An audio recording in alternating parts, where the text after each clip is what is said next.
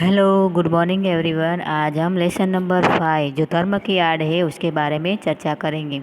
धर्म की आड़ यानी कि स्पर्श पार्ट नंबर 1, उसमें जो लेसन नंबर है 5 धर्म की आड़, जो इसके लेखक है गणेश शंकर विद्यार्थी। उसका जन्म हुआ 1890 में और उसका डेथ यानी कि मृत्यु हुई 1931 में।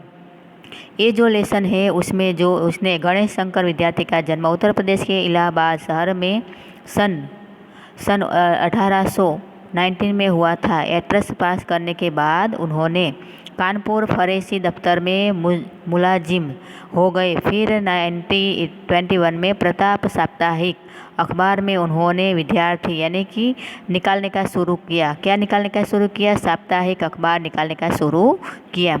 विद्यार्थी आचार्य महावीर प्रसाद द्विवेदी को अपना साहित्यिक गुरु मानते थे और उन्होंने उन्हीं की प्रेरणा से आज़ादी की अलख जगाने वाली रचनाओं का सृजन और अनुवाद भी किया है। तो देखो बच्चों, ये जो गणेश शंकर विद्यार्थी है, उन्होंने बहुत सारे मतलब के पत्रकार भी थे और अलग अलग अखबार भी वो लिखते थे। उन्होंने गरीबों, किसानों, मजलूमों, मजदूरों आदि के बारे में उन्होंने बहुत सारे मतलब के सच्ची हमदर्दी का इजहार करते हुए देश की आज़ादी की मुहिम में आगे आने वाले किसी भी कृत्य या परंपराओं को वह आड़े हाथ लेते थे। देश की आज़ादी उनकी नज़र में सबसे महत्वपूर्ण थी। उन्होंने आपसी भाईचारे को स्पष्ट नष्ट भ्रष्ट करने की वे जमदार अखबार खबर लेते थे। उन्होंने भाषा सरल, सहज और सीधा प्रहार करने वाली थी। तो देखो बच्चों, इसमें जो है कि ए पाठ में क्या बताया गया है। तो प्रस्तुत पाठ धर्म की आड़ में विद्यार्थी जी ने उन लोगों के इरादों और कुटिल चालों को बेनकाब किया और धर्म की आड़ लेकर जन सामान्य को आपस में लड़ाकर अपना स्वार्थ सिद्ध करने की फिराक में रहते थे। धर्म की आड़ में अपना स्वार्थ सिद्ध करने वाले हमारे ही देश में हो। और उन्होंने ऐसा नहीं है कि विद्यार्थी अपने इस देश पाठ में दूर देशों में भी धर्म की आड़ में कैसे कैसे कुकर्म होते थे और कैसी कैसी अनित्या हुई थी, कौन कौन से लोग कौन कौन के समाज और शिकार हुए थे, इनके बारे में उन्होंने चर्चा की थी। तो अब देखो बच्चों कि ये जो लेसन है उसमें क्या बताया गया है उसके बारे में। तो लेसन नंबर 5 है धर्म की आड़। धर्म की आड़ का मतलब है धर्म में जो उपद्रव होता है और उसके बारे में क्या समाधान किया जाता है उसके बारे में कहा है। तो फर्स्ट वाला जो पैराग्राफ है वो आप ध्यान से देखो कि इसमें क्या कहा गया है कि इस समय देश में धर्म की धूम है। उत्पात किए जाते थे तो धर्म और उन्मान के नाम पर क्या क्या होता है, पर जिद की जाती थी। धर्म और ईमान के नाम पर रमुआ और बुद्ध धर्म और ईमान को जाने या न जाने परंतु उनके नाम पर उबल पड़ते थे और जान लेने और जान देने के लिए तैयार हो जाते थे। तो देखो बच्चों, इसमें क्या बताया गया है। उपद्रव का मतलब है कि धर्म में क्या होता था कि इस समय देश में धर्म की धूम मची थी। और उत्पात का मतलब है उपद्रव, क्योंकि सारे लोग एक मतलब कि अपने कौमवाद में जातिवाद में मानते थे और इसी कारण और आपसी मतलब कि क्या होता था, भेदभाव होता था और उपद्रव होता था। इसीलिए इसमें कहा गया है लेखक ने कि धर्म और ईमान के नाम पर सभी जगह क्या होता था, जिद की जाती थी कि ये मुझे चाहिए और ये मेरा सिंहासन मतलब कि मेरा राजपाट भी मुझे चाहिए। ऐसे अलग अलग लोग उसके बारे में झगड़ा करते थे और अलग अलग तरीक़ों से उन्हें बताते थे। और ईमान का मतलब है सच्चाई। धर्म के नाम पर सच्चाई पर न जाने क्या क्या वो हो जाता था, वो उसके बारे में चर्चा की गई है कि रमुआ, पासी और बुद्ध मियाँ धर्म और ईमान में जाने क्या क्या काम करते थे और उबल पड़ते थे और न जाने क्या क्या कार्य करते थे। तो ये वाला जो फर्स्ट पैराग्राफ है उसमें इस समय के जो समय चल रहा था उनके समय में, गणेश शंकर विद्यार्थी के समय में, उसी समय धर्म के नाम पर बहुत सारे लोग नए नए कार्य करते थे और नया नया उपद्रव मचाते थे। उसके बारे में उन्होंने लिखा है कि धर्म के नाम पर क्या क्या होता था। रमुआ यानी कि बुद्ध और रमुआ जो लोग हैं वो भी न जाने क्या क्या कार्य करते थे, उसके बारे में वो कहा गया है। वो धर्म के नाम पर यानी कि हमारे अपने अपने धर्म के नाम पर लोग क्या करने के लिए तैयार हो जाते, अपनी जान न्योछावर करने के लिए भी तैयार हो जाते थे। तो देखो बच्चों, अब सेकंड पैराग्राफ है कि देश के सभी शहरों का ही ये हाल है। उबल पड़ने वाले लोग, साधारण आदमी को इसमें केवल इतना ही दोष है कि वह कुछ भी नहीं समझता बूझता और दूसरे लोग इसे जिधर जोते देते थे उधर जुत जाता था। यथार्थ दोष है कि कुछ चलते पुर्जे पढ़े लिखे लोग थे और लोगों का जो मूर्ख लोगों की शक्तियों और उत्साह का दुरुपयोग करते थे, इसीलिए कर रहे थे कि वो क्या थे कि इस प्रकार जाहिलों के बल पर आधार पर उनका नेतृत्व और बड़प्पन कायम रहे। इसके लिए वो क्या करते थे, इसके लिए धर्म और ईमान की बुराइयों से काम लेना उन्हें सबसे सुगम मालूम पड़ता था और सुगम भी है। तो देखो बच्चों, दूसरे जो पैराग्राफ है कि देश के सभी शहरों का ही यही हाल था, कि हमारे पूरे देश में यही हाल था। क्योंकि साधारण लोग थे, जो साधारण यानी कि पढ़े लिखे लोग थे, पढ़े लिखे नहीं लोग थे, वो लोगों को कहाँ भी मतलब कि जहाँ भी वहाँ बुलाओ वहाँ पे चले जाते थे और वहाँ जो भी काम करना कहते थे वही काम करने के लिए वो जुट जाते थे।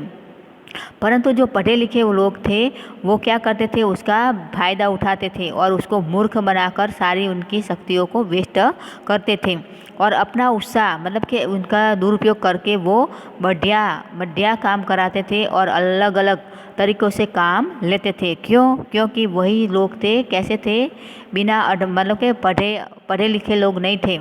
पढ़े लिखे लोग होते तो वो इस लोगों के कार्य में आगे आते नहीं थे।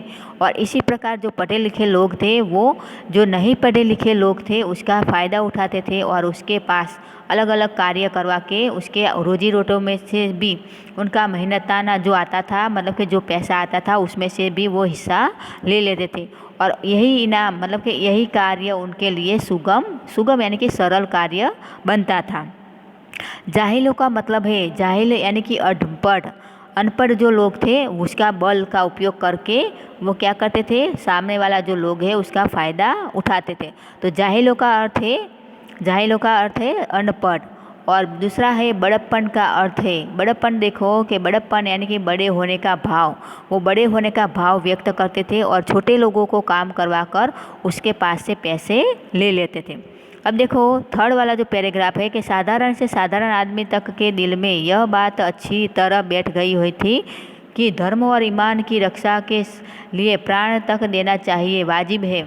बेचारा साधारण आदमी धर्म के तत्वों को क्या जाने, लकीर पीटते रहना ही वह अपना धर्म समझते थे और वो है उसकी इस अवस्था में से चालाक लोग इस समय बहुत बेजा फ़ायदा उठा रहे थे। और इसी प्रकार क्या करते थे, देखो कि थर्ड वाला जो पैराग्राफ है उसमें क्या होता है कि साधारण से साधारण यानी कि छोटे से छोटा लोग भी क्या करते थे, अपने दिल में यही बात है उसमें घर कर गई थी कि कुछ भी हो जाए पर हमें अपना धर्म है उसकी रक्षा करनी है, चाहे उसके लिए हमें प्राण भी क्यों देना न पड़े। वाजिब का मतलब है वाजिब क्या उचित उपयोग करना। बेचारा साधारण आदमी धर्म के तत्वों को क्या जाने, यानी कि साधारण जो अनपढ़ व्यक्ति है वो धर्म के नाम पर क्या क्या होता था वो उसको बराबर जानकारी नहीं थी।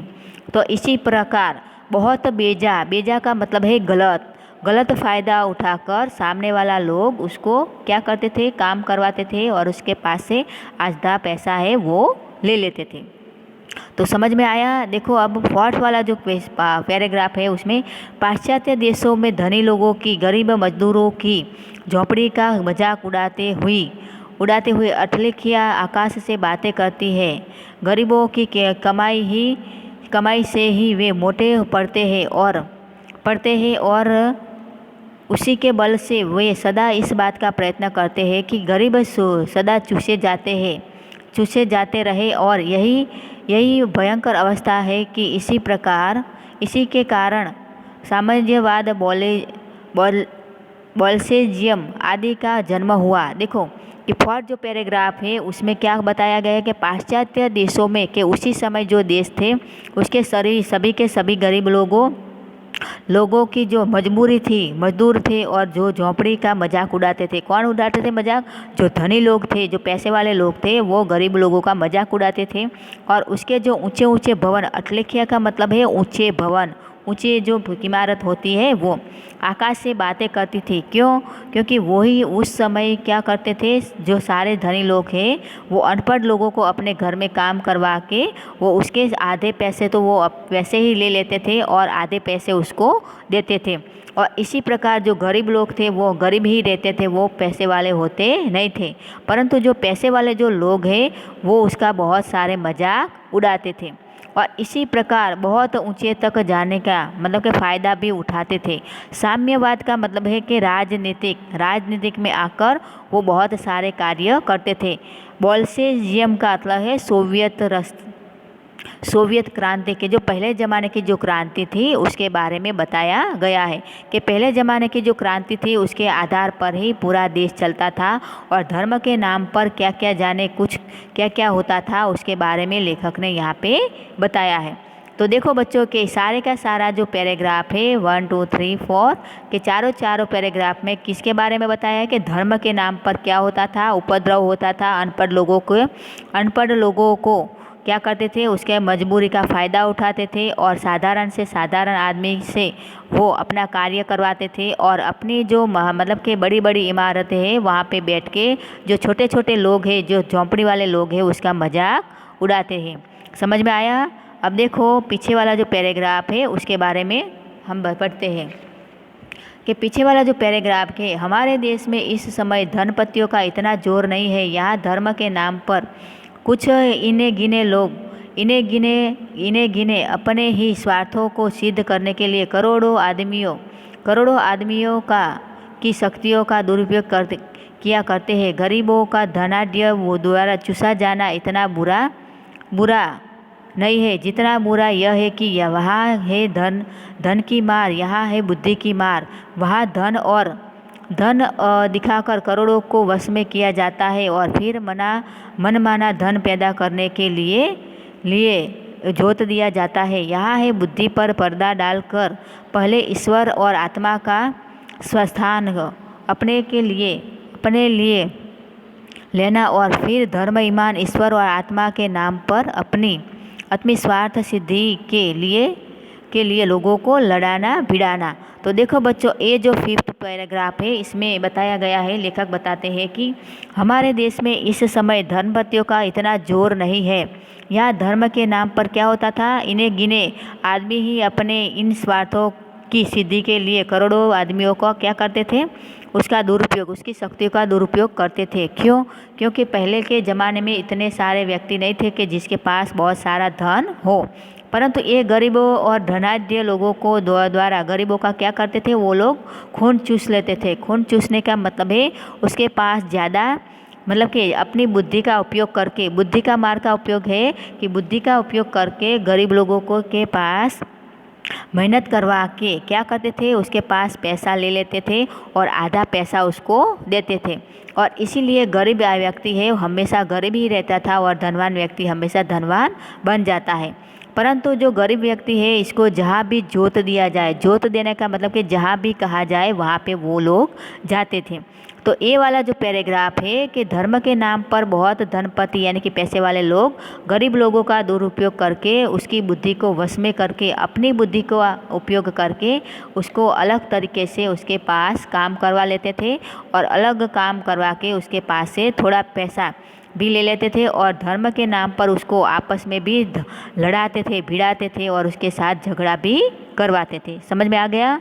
अब देखो नीचे वाला जो पैराग्राफ है कि मूर्ख बेचारे धर्म की दुहाइयाँ देते और दिन दिन चिल्लाते, अपने प्राणों की बाजियाँ खेलते और थोड़े से अनियंत्रित और धूर्त आदमियों का आसन ऊंचा करते और उनका बल बढ़ाते और धर्म और ईमान के नाम पर किए जाने वाले इस भीषण व्यापार को रोकने के लिए साहस और दृढ़ता के साथ उद्योग होना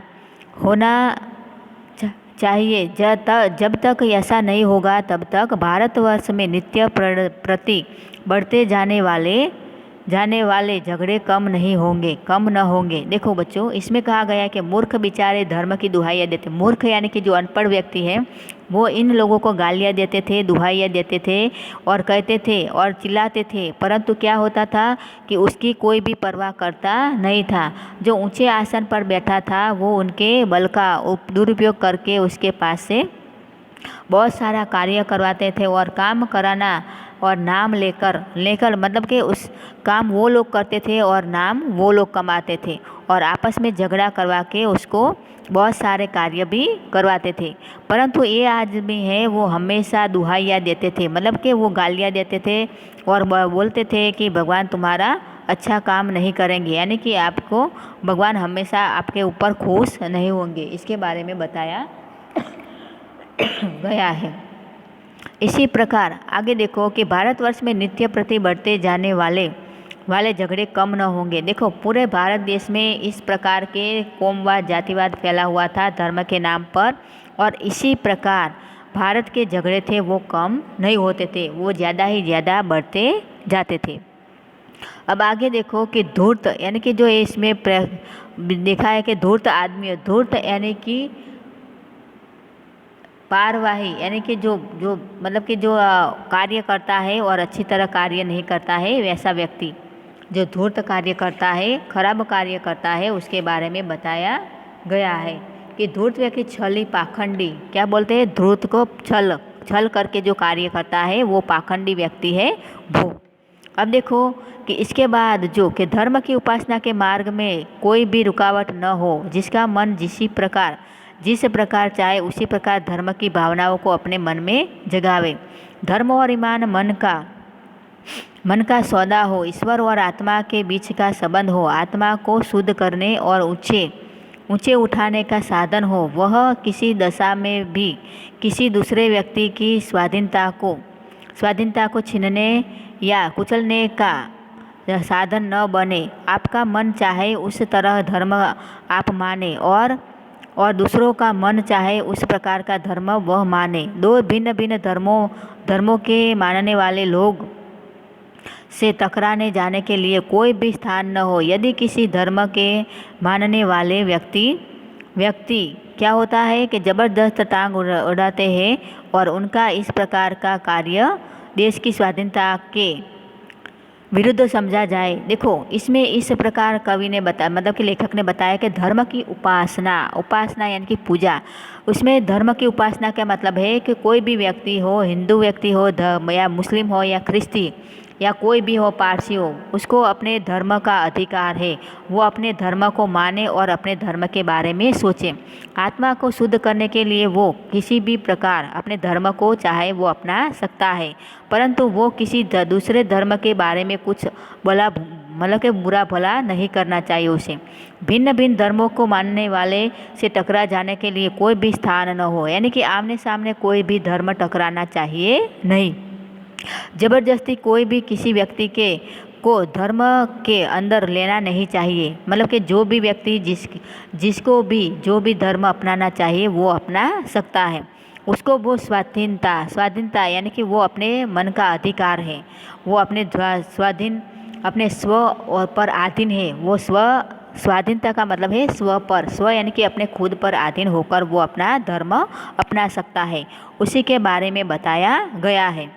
कोई भी व्यक्ति उसको कोई भी धर्म मतलब कि धर्म के अंदर जा सकता है और अपने धर्म के बारे में पूजा और अर्चना कर सकता है, परंतु दूसरे धर्म के वाले जो लोग हैं उसके धर्म के बारे में कुछ भी बोलने का अधिकार उसको नहीं है, उसके बारे में बताया गया है।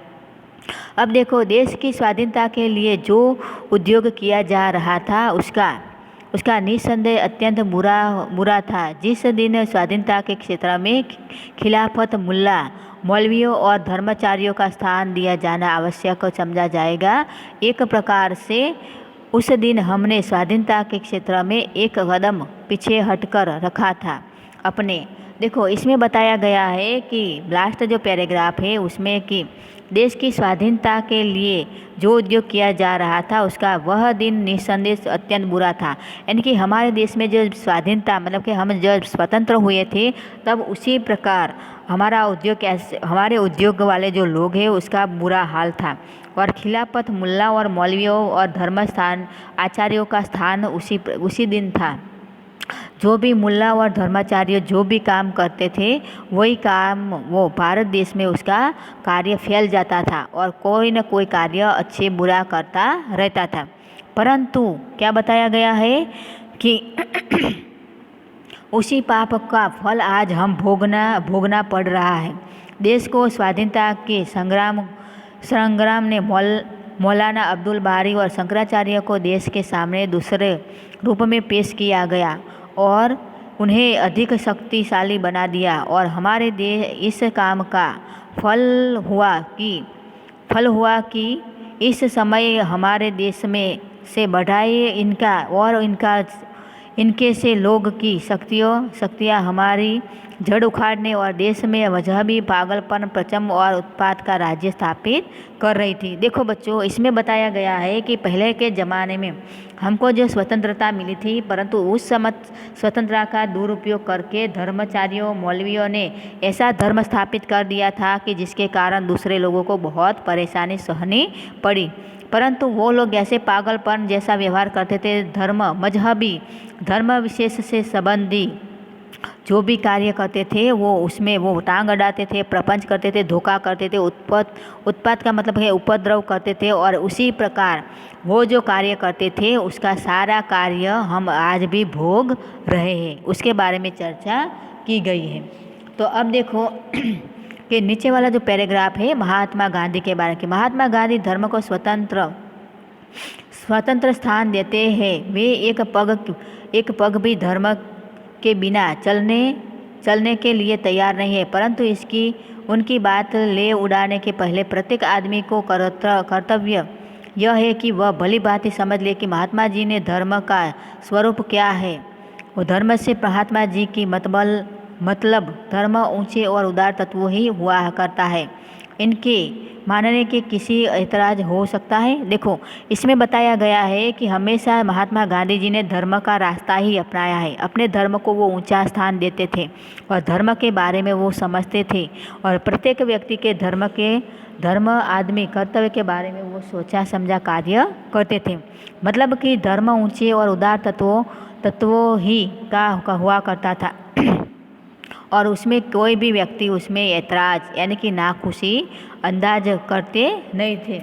आज देखो अजा का मतलब है अजा देने, शंख बजाने, नाक दबाने और नमाज पढ़ने का नाम धर्म नहीं है। शुद्धाचरण और सदाचरण ही धर्म के स्पष्ट चिन्ह है। देखो इसमें बताया गया है अजा देने यानी कि जो मुस्लिम लोग हैं सुबह सुबह जो अजा देते हैं यानी कि जो नमाज पढ़ने जाते हैं वो शंख बजाना यानी कि हमारे हिंदू धर्म में जो शंख बजाकर भगवान की पूजा अर्चना की जाती है वो, नाक दबाकर यानी कि जो जैन लोग हैं वो अपना नाक के आगे जो भी कार्य करते हैं वो नमाज पढ़ने वाले नाम का धर्म नहीं है। और इसी प्रकार शुद्धाचरण और सदाचार ही हमारे धर्म के स्पष्ट चिन्ह है। तो देखो बच्चों के धर्म के दो स्पष्ट चिन्ह कौन से हैं? तो शुद्धाचरण और सदाचार वही हमारे धर्म के दो स्पष्ट चिन्ह हैं। 2 घंटे तक बैठकर पूजा अर्चना कीजिए और पंच वक्ता नमाज भी अदा कीजिए, परंतु ईश्वर को इस प्रकार रिश्वत के दे देने से चुकने के पश्चात यदि आप अपने को दिन भर बेईमानी करने और दूसरों को तकलीफ पहुंचाने के लिए आज़ाद समझते हैं तो इस धर्म को अब आगे आने के लिए समय कदाच नहीं टिकने देगा। अब तो आपका पूजा पाठ न देखा जाएगा। आपकी भलमानस ही कसौटी केवल आपका आचरण होगी। सबके कल्याण की दृष्टि से आपको अपने आचरण को सुधारना पड़ेगा और यदि आप अपने आचरणों को नहीं सुधारेंगे तो नमाज और रोजे की पूजा और गायत्री आपको देश के अन्य लोगों की आज़ादी को रौंदने और देश भर में उत्पातों को कीचड़ उछालने के लिए आज़ाद न छोड़ेंगी। देखो बच्चों, इसमें कहा गया है कि हमारे देश में सभी लोग अपनी पूजा अर्चना, अपने भगवान की अर्चना अलग अलग कार्यों से करते थे, परंतु इसमें कहा गया है कि सज्जनता और अपनी जांच परखवाने वाले जो लोग हैं वो अच्छी तरह से अपनी कसौटी को खरा उतरते हैं, और नमाज करने वाले, रोज़ा करने वाले और पूजा करने वाले लोग अपनी आज़ादी को रौंदने और देश भर में उत्पात का कीचड़ उछालने वाले लोग हैं, वो तो है ही, परंतु क्या करते हैं वो लोग भगवान के सामने बेईमानी करते हैं, भगवान की पूजा अर्चना करते हैं और मतलब कि 5 बार वो नमाज अर्चना करते हैं, और बाद में क्या होते हैं वो दूसरे लोगों के साथ बेईमानी करते हैं, परंतु ये जो पूजा है वो पूजा कहीं नहीं जाएगी। और इसी प्रकार वो गायत्री आपको देश में अन्य लोगों की आज़ादी को रोकने के लिए वो क्या करते हैं, दूसरे लोग उस पर कीचड़ उछालते हैं, क्योंकि जो भगवान के नाम पर क्या करते हैं, भगवान के सामने भोग धराते हैं और बाद में वो अपनी दुकान पर जब बैठते हैं तो बेईमानी करके वो सारा अंदाज, मतलब कि पूरी जो उसने पूजा अर्चना की है वहाँ पे उसकी व्यर्थ हो जाती है। इसके बारे में बताया गया है। अब देखो बच्चों कि लास्ट वाला जो पैराग्राफ के ऐसे धार्मिक और दीनदार आदमियों से वे लाजवाब और नास्तिक आदमी कहीं अधिक अच्छे हैं, जिसका आचरण अच्छा है, जो दूसरों के सुख दुख का ख्याल रखते हैं, और जो मूर्खों को किसी स्वार्थ सिद्धि के लिए उकसाता बहुत बुरा समझते हैं। ईश्वर इन नास्तिकों और लाजवाब लोगों को अधिक प्यार करेगा, और वह अपने पवित्र नाम पर अपवित्र काम करने वालों से ही कहना पसंद करेगा। मुझे मानो या न मानो तुम्हारे मानने से ही मेरा ईश्वर तत्व कायम नहीं रहेगा। दया करके मनुष्य को मानो, पशु बनना छोड़ो और आदमी बनो। देखो बच्चों, इसमें लेखक ने बताया गया है कि जो भी धर्म के बारे में जो भी कार्य करता है व्यक्ति, वो कार्य कैसा होना चाहिए, धर्म यानी कि सच्चाई की भावना वाला कार्य करना चाहिए। यानी कि कोई भी व्यक्ति अपना धंधा कार्य करता है तो इसमें बेईमानी करनी नहीं चाहिए। इसीलिए लेखक कहते हैं कि मनुष्य बनो, पशु मत बनो। पशु के जैसा दूसरे व्यक्ति के साथ व्यवहार मत करो, हमेशा मनुष्य बन के उसके सामने ऐसा व्यवहार करो कि जिसके कारण सामने वाला व्यक्ति है, आज आप सामने से अच्छे कार्य करेंगे तो दूसरी बार वो व्यक्ति सामने से आपका कार्य अच्छी तरह से करेगा। और इसी प्रकार लेखक कहते हैं कि आप मनुष्य बन जाओ, पशु बनना छोड़ दो। इसके बारे में बताया गया है। तो देखो बच्चों, ये पूरा जो लेसन है, ये पूरे लेसन में धर्म के नाम पर जो बेईमानी होती थी, धोखेबाजी होती थी, उसके बारे में बताया गया है। और जो लोग हैं बेईमानी करके फ़ायदा उठाते हैं, गरीब लोगों को के साथ मजाक मस्ती करते थे, मजाक उड़ाते थे, उसके बारे में बताया गया है। और लास्ट में धर्म के नाम पर क्या कहते हैं कि आप जो भगवान की जो पूजा अर्चना करते हैं, बाद में भगवान को रिश्वत देकर उसके साथ बेईमानी करते हैं, तो वो रिश्वत देकर बेईमानी करते हैं, वो रिश्वत मत दो और बेईमान मत बनो। आप मनुष्य बन के दिखाओ अपनी दुनिया में और पशु बनना छोड़ दो। इसके बारे में बताया गया है। तो ये पूरा जो लेसन है किसके बारे में है, धर्म के सच्चाई के बारे में, ईमान के बारे में बताया गया है। तो ये जो पूरा लेसन है यहाँ पे पूरा होता है। बाद में हम उसके क्वेश्चन आंसर आपको बताएंगे। ओके, चलो बाय।